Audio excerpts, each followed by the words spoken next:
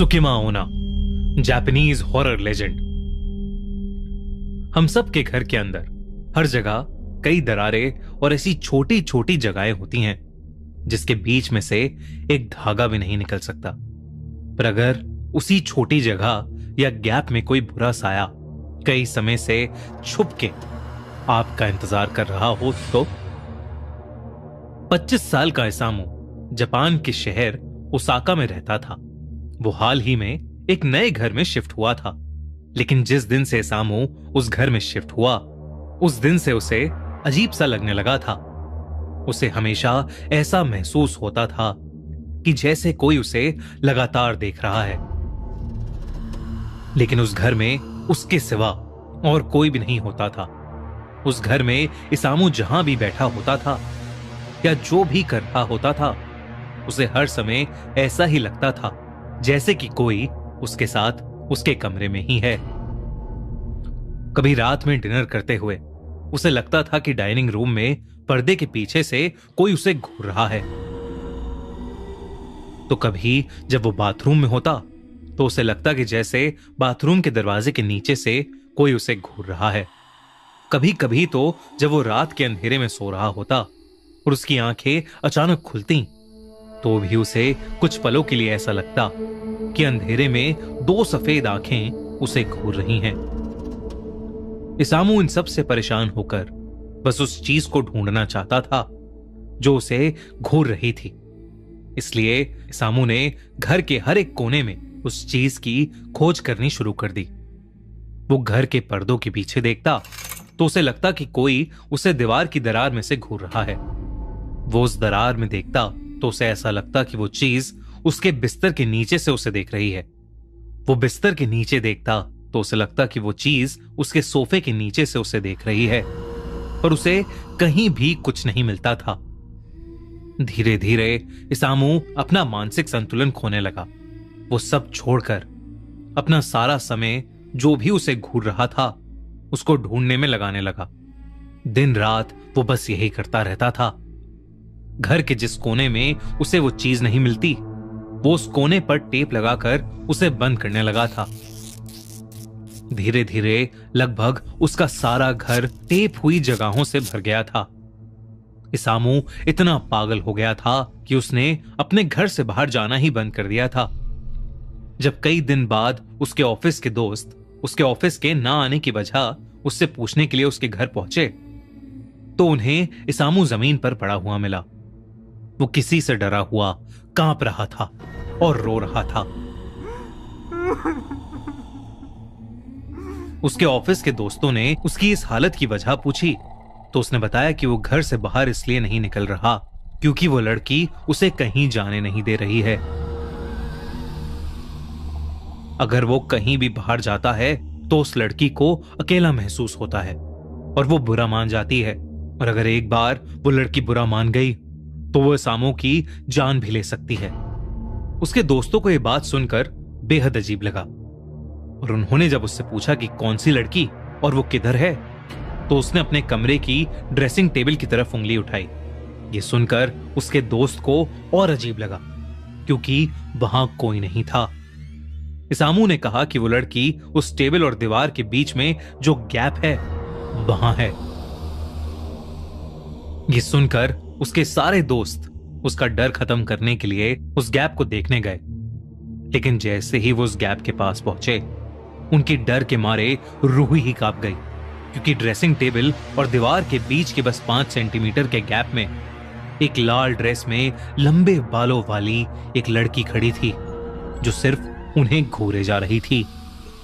वो लड़की बेहद डरावनी लग रही थी। अचानक उस लड़की के हाथ उस गैप में से बाहर आए। उस लड़की के हाथों के नाखून बहुत नुकीले थे। धीरे वो उस गैप से बाहर आने लगी। ये देखते ही इसामू के सारे दोस्त बहुत ज्यादा घबरा उठे और वो इसामू को अकेला छोड़कर उसके घर से भाग गए। उस दिन के बाद से इसामू किसी को कभी नहीं दिखा। इसामू के साथ क्या हुआ ये तो किसी को नहीं पता चल पाया, पर उस दिन के बाद से उसके दोस्त जो वहां उससे मिलने आए थे अपने घर के छोटे से छोटे गैप से आंख नहीं मिला पाए क्योंकि जब भी वो उन गैप्स के बीच में से देखते थे उन्हें वही लड़की की आत्मा दिखती थी। कुछ महीनों बाद उसके सारे दोस्त भी हमेशा के लिए कहीं गायब हो गए। इसामू और उसके दोस्त क्यों और कहां गायब हुए, यह आज तक किसी को नहीं मालूम, पर उनकी जान पहचान वालों को यह लगता है यह सब उसी लड़की की आत्मा की वजह से हुआ है। उस लड़की की आत्मा जिसको सब सुकिमा ओना बुलाते हैं। सुकिमा ओना जापान की एक ऐसी स्पिरिट है जिसे the girl in the gap के नाम से भी जाना जाता है। माना जाता है कि वो एक ऐसी लड़की की आत्मा है जो लोगों के घरों के गैप में रहती है, और अगर किसी का उससे एक बार भी सामना हो जाए तो सुकिमा ओना उसे अपने साथ एक ऐसे डायमेंशन, एक ऐसी दुनिया में ले जाती है जहां से कभी कोई वापस नहीं आ सकता, शायद मरे हुए लोगों की दुनिया में। उससे बचने का तरीका अभी तक किसी को नहीं पता, क्योंकि अगर उससे बचने के लिए कोई किसी का सहारा भी ले, ये उस इंसान के घर में उसके साथ चली जाती है और उसे भी मार देती है। तो अगर दोस्तों, अगर आप कभी जापान जाएं तो इस बात का ध्यान रखें कि आपके कमरे में कोई आपको हर वक्त ना देख रहा हो। अगर ऐसा है तो उस जगह से फौरन निकल जाने में ही भलाई है, क्योंकि अगर वो सुकिमा ओना हुई तो आपकी जान को खतरा है।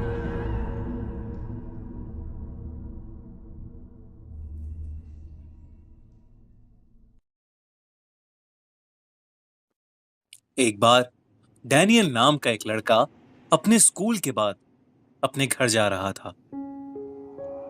रास्ते में उसे एक सुनसान घर से होकर गुजरना पड़ता था। लोगों का कहना था कि उस घर में कोई नहीं रहता था, लेकिन डैनियल को हर रोज उस घर की खिड़की में एक बहुत खूबसूरत लड़की दिखाई देती थी, जो कि बस उसे ही देखती रहती थी। उस दिन जब वो स्कूल से लौट रहा था तो उसने सोचा कि वो उस घर में जाकर उस लड़की से मिलेगा और उससे अपने दिल की बात कहेगा। हर रोज की तरह वो लड़की उस दिन भी उस खिड़की पर खड़ी होकर डैनियल को ही देखे जा रही थी। डैनियल घर में गया और सीधा ऊपर चढ़कर उस कमरे में चला गया। जब वो वहां पर पहुंचा तो उसने जो देखा, उसे देखकर उसके होश उड़ गए। उस लड़की का शरीर उसकी कमर के नीचे से कटा हुआ था। खिड़की से सिर्फ उसका आधा शरीर ही दिखता था, लेकिन डैनियल को क्या पता था कि वही आधा शरीर उसका पूरा शरीर था। डैनियल इतना डर गया था कि वो भागना भूल गया। अंदर ही अंदर उसे लग गया कि भागने के लिए बहुत देर हो चुकी है। तभी वो लड़की अपने हाथों की मदद से रेंगते हुए तेजी से डैनियल के पास आ गई। उसने एक खौफनाक आवाज में डैनियल से पूछा, मेरा आधा शरीर कहां पर है? मेरा आधा शरीर कहां पर है? डैनियल डर के मारे वहीं पर खड़ा था। वो इतने सदमे में था कि वो कुछ भी बोल नहीं पाया। तभी उस लड़की ने डैनियल को बीच में से काट दिया। डैनियल की तरह ऐसे बहुत से केसेस 90s की दशक में जापान में देखने को मिले। हर केस में विक्टिम की बॉडी को बीच में से काट दिया जाता था और वो एक सुनसान जगह पर मरा हुआ मिलता था। लोगों ने उस लड़की का नाम टेके टेके रखा। लोगों का कहना था कि वो काशिमा रेको नाम की एक लड़की थी जो कि बहुत शाय नेचर की थी। उसे लोगों से बात करने में बहुत शर्म महसूस होती थी, जिस वजह से वो बहुत चुप रहती थी और लोग उसका मजाक बनाया करते थे। एक दिन जब वो स्कूल से घर जा रही थी तो कुछ लड़कों ने मजाक मजाक में उसे रेलवे क्रॉसिंग पर धक्का देकर गिरा दिया और वहां से चले गए। रेलवे क्रॉसिंग पर गिरने के बाद काशिमा का पैर वहीं फंस गया। अचानक वहां तेजी से एक ट्रेन आई जिसने काशिमा को 2 टुकड़ों में काट दिया। फिर भी वो बहुत देर तक जिंदा थी और दर्द के मारे चिल्ला रही थी, लेकिन उसकी आवाज सुनने के लिए वहां पर कोई नहीं था। उस दिन के बाद से वो टेके टेके नाम के लेजेंड से मशहूर हो गई। वो जापान की सुनसान जगहों पर स्कूल से घर जा रहे बच्चों को रोककर उनसे एक सवाल करती। मेरा आधा शरीर कहां पर है? कहां पर है मेरा आधा शरीर? लोगों को इसका जवाब पता नहीं होता था, जिस वजह से उन लोगों का भी वही हाल होता था जो कि काशिमा का हुआ था। 1970 के दशक में जापान तेजी से विकास कर रहा था।